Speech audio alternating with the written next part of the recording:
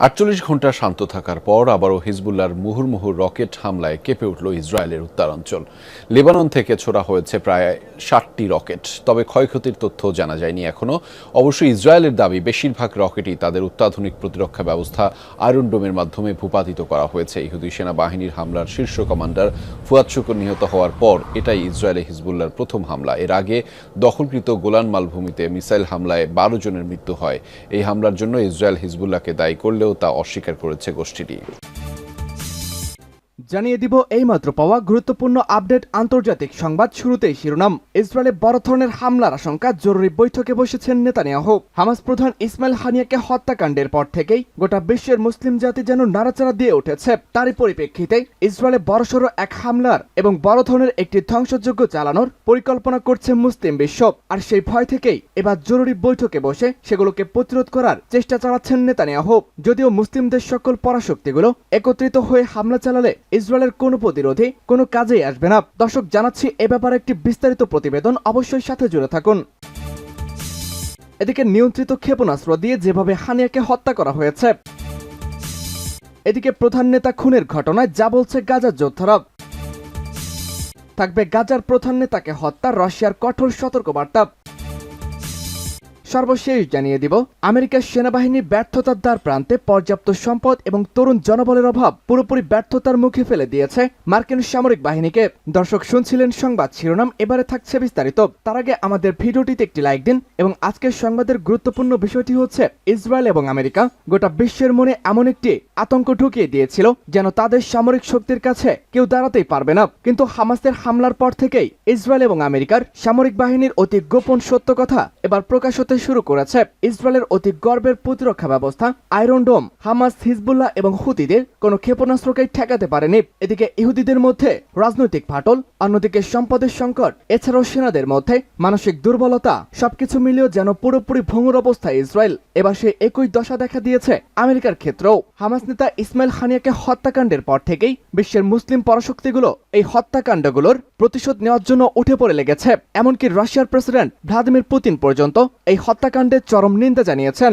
এবারে হয়তোবা আরো একটি বড় ধরনের ধ্বংসযজ্ঞ দেখতে পারে ইহুদিবাদীরা। দর্শক, গোটা ভিডিও জুড়ে থাকছে আরো বিস্তারিত আলোচনা, তাই আমাদের চ্যানেলটি সাবস্ক্রাইব করুন এবং আন্তর্জাতিক অঙ্গনের সকল গুরুত্বপূর্ণ আপডেট সবার আগে পেতে চোখ রাখুন এবিসি বিশ্ব সংবাদে।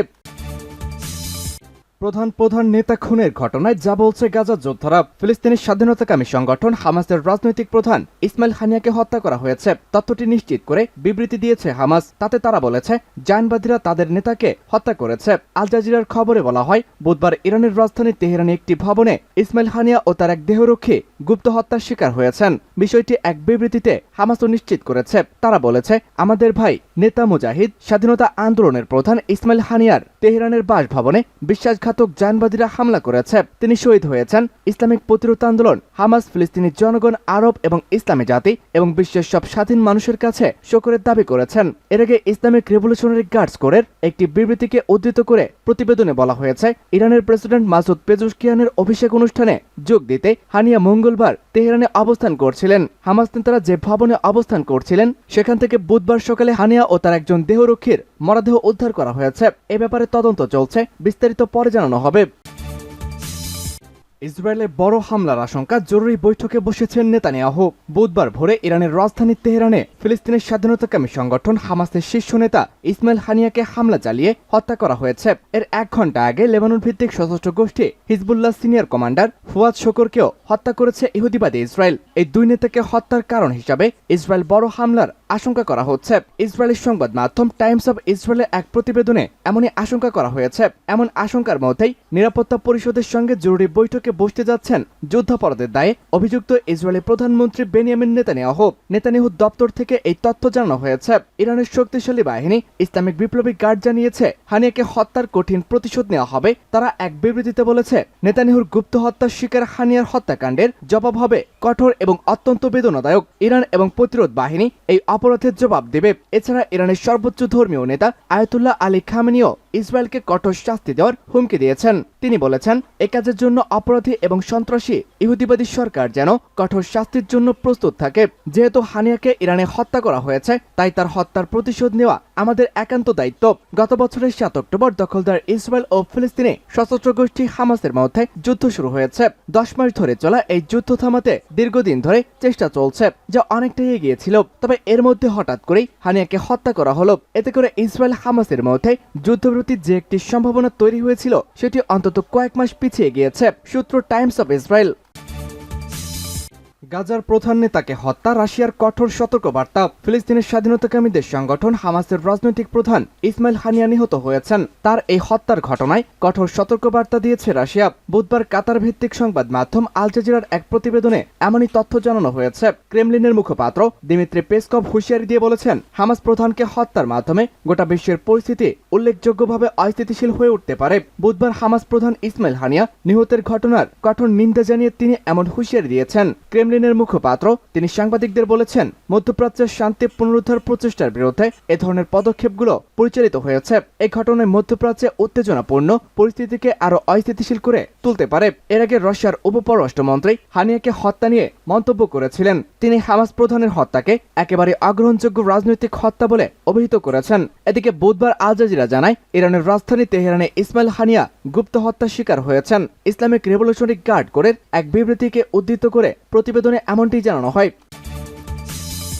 আমেরিকার সেনাবাহিনী ব্যর্থতার দ্বারপ্রান্তে, পর্যাপ্ত সম্পদ এবং তরুণ জনবলের অভাবে পুরোপুরি মুখ থুবড়ে পড়তে পারে মার্কিন সামরিক বাহিনী। পার্স টুডে ফরেন পলিসির বিশ্লেষণ অনুসারে মার্কিন সামরিক বাহিনী এখন ব্যর্থতার মুখে রয়েছে। সামরিক বাহিনীকে প্রয়োজনীয় উপকরণ না দিয়ে তাদের উপরে আরো বেশি সামরিক বোঝা চাপিয়ে দেওয়ার ফলে একের পর এক ব্যর্থতার শিকার হচ্ছে তারা। নিউজউইক ম্যাগাজিন লিখেছে, সামরিক বাহিনীর উপরে আমেরিকান জনগণের আস্থা কমে গেছে। দেশের তরুণ সমাজের মাঝে সেনাবাহিনীতে চাকরি করার আগ্রহ হ্রাস পেয়েছে। এটা মার্কিন যুক্তরাষ্ট্রের জন্য একটি গুরুতর সংকট। পার্স টুডে আরো জানায়, চলতি 2024 সালের অর্থ বছরে দ্বিতীয় মাসে ইউএস সেনাবাহিনীতে নিয়োগের পরিমাণ ছিল লক্ষ্যমাত্রার চেয়ে শতকরা 30 থেকে 40% কম। এছাড়াও এ সময়ের মধ্যেই স্থল, নৌ ও বিমান বাহিনীর পাশাপাশি আমেরিকার ন্যাশনাল গার্ডে রিজার্ভ ফোর্সের নিয়োগ শতকরা 20% কমেছে। নিউজউইক ম্যাগাজিন লিখেছে, এই পরিসংখ্যান থেকে বোঝা যায় মার্কিন সামরিক বাহিনীতে একটি তিক্ত প্রবণতা চলমান রয়েছে। সেনাবাহিনীর অতি আস্থা সর্বকালের নিম্ন পর্যায়ে রয়েছে বলেও ম্যাগাজিনটি জানায়। প্রকাশনীটি আরো লিখেছে, যুদ্ধের দুর্বল পারফরমেন্স সত্ত্বেও